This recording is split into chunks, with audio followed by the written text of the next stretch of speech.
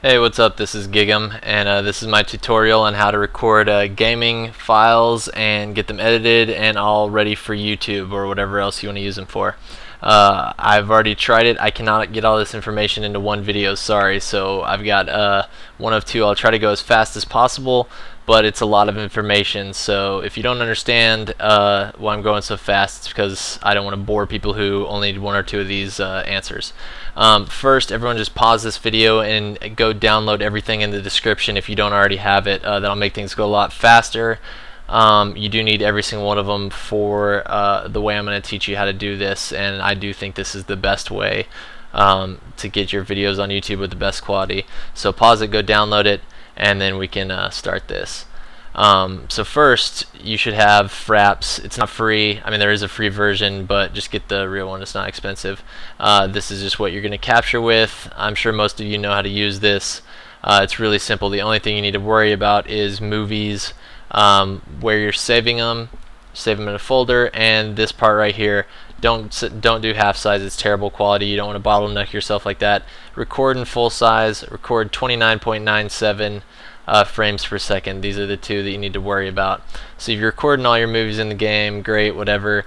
Okay, so we're done with Fraps, and when you record them, they're going to be in your folder, and they're going to look like something like this. This is how they'll be named, and they'll be really big files. I mean, this is a minute long, 3.9 gigabytes. Thing is, Fraps will cut off your video files at 3.9 gigabytes and just start adding to a new one. So this was actually only one capture, but because it was so big, it just looped over into the next file. So if you have a 5 or 10 minute thing you want to show, it could be 4, 5, 6 files.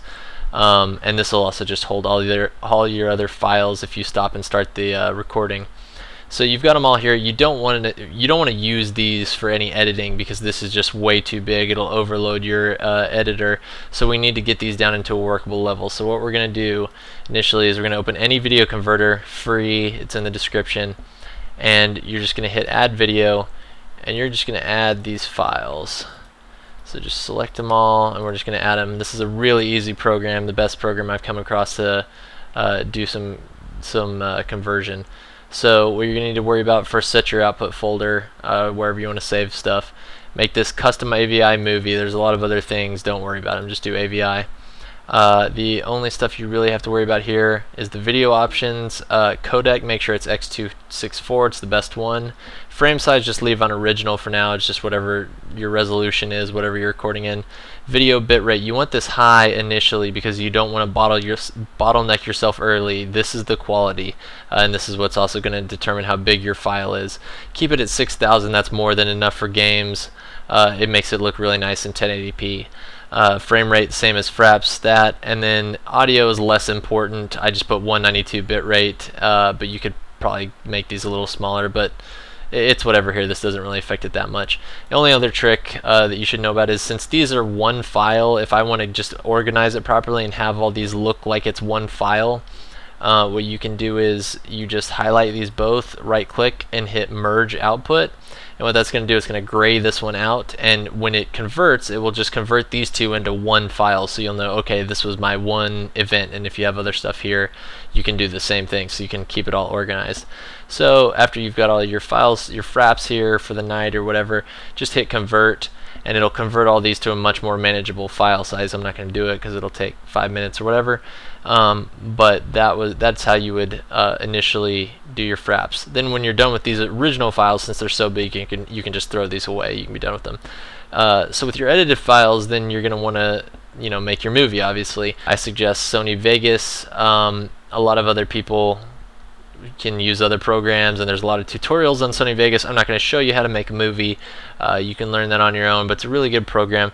The only thing I will say about Sony Vegas is, if you're going to YouTube and you have any control over how long your video, how long you want your video to be, think about that YouTube only allows clips of 10 minutes and 59 seconds or less on their site. So a sweet spot, if you're planning on making a video you're going to have to split anyways, is right under 11 minutes, right under 22 minutes, right under 33 minutes, or something like that. The video I made is, I think, 32.5 minutes. So that's right, I can get 3 full clips in for YouTube, so it's perfect. So that might be something to think about, but otherwise just make your movie however you're going to do it. Then at that point, you've got your movie. You're going to hit render as. This is going to make your movie into a file. You could also encode at this point, but don't, because Vegas encoding is terrible. So you're not going to use it. What you're going to do is you're just going to make sure this save as type is AVI, and the template, this is my custom one, but you're going to start with just this default template uncompressed. We're going to be rendering it into an uncompressed lossless file. You're going to start with that, but you're just going to hit custom, and what custom does is it just brings this up so you can mess with this however you want. And you can save it as anything, so you can start with this every time. This is what I saved it as. Just make sure your frame size is whatever you're working with. I'm 1080p, so that's why I'm with 1080p. You can do custom or whatever else you want to do if you have some weird frame size. Frame rate, same, 29.97. Just make sure that's the same as your Fraps. Field order, non-progressive scan, pixel aspect 1.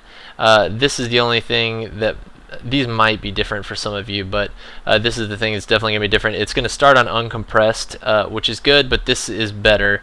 This is what you should have downloaded below. It's a codec pack, and this is uncompressed lossless too. It's just, it goes faster, and this can take a long time. This program can take about 4 hours for a 30-minute video, maybe a little bit more, but that's about how long it took me. Depending on how many transitions you have and other effects, it might take longer or shorter. So yeah, get this codec, then just audio, make sure that's uncompressed too, PCM uncompressed, and then video quality is best. So you're just going to hit OK on that, save it. Now this is going to take a huge chunk of time, like I said. Another big thing to point out when you're doing this or any video converter, don't do anything else besides just doing this.